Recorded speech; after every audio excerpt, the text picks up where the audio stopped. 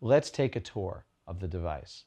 Now, I'm going to show you my DJI Phantom, but I'm going to try to kind of restrict myself to the parts that are generally available for just about every commercial and recreational UAV device that's out there. Let's start with the blades.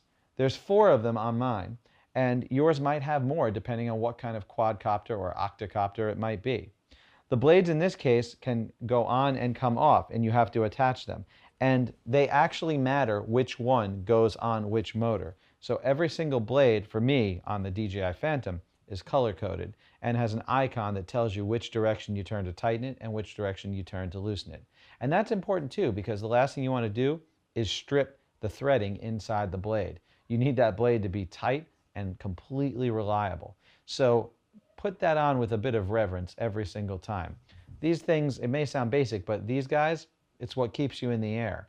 And it's really, really important. I can't tell you how many people I've seen be cavalier with just spinning them on and saying, there we go, I hope it's cool. So the blades are attached to the motors. And you'll want to check your motors every time to make sure that they're turning freely and everything's good and that there's no debris lodged in there. So look, it's going to happen. You're probably going to crash into a bush or something at one point in your life with this. Or when you're landing, you might get a little bit of tall grass in there or something. That's a great place to check every time to make sure that it can spin completely unrestricted. All right, let's have a look at the camera and gimbal next.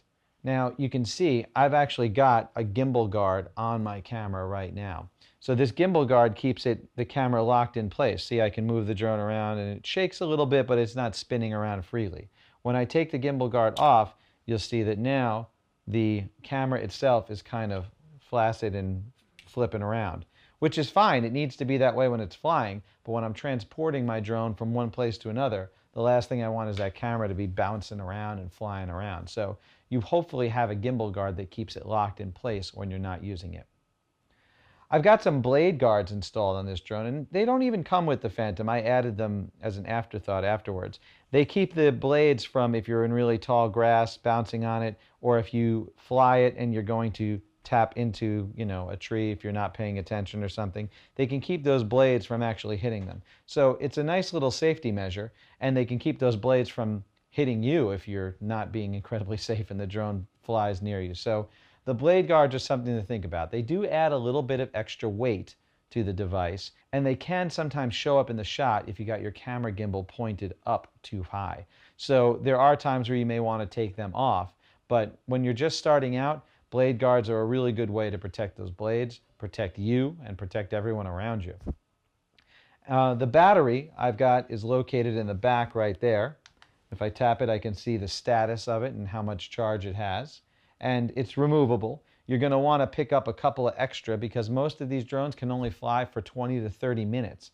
So if you're going to be doing some real serious photography gigs and it takes 40 to 50 minutes to fully charge a battery, you probably want 3 batteries so that you can have one while the other's charging and then keep swapping them out in rotation and always be able to keep yourself up in the air and just have to stop in between shots. Finally, we've got the landing guards. So these right here are what keeps the camera off the ground when the drone is landing. So right there, that camera, we don't want it touching stuff, so the landing guards are nice and rubberized and they keep it there safe. You'll want to make sure that the rubber is good on both of those because any kind of shock can completely knock your motors or your gimbal out of whack. You want it to land nice and shock absorbed. So that little foam on the bottom of those landing guards, it can seem like a small thing, but it's really important to keep your drone working properly.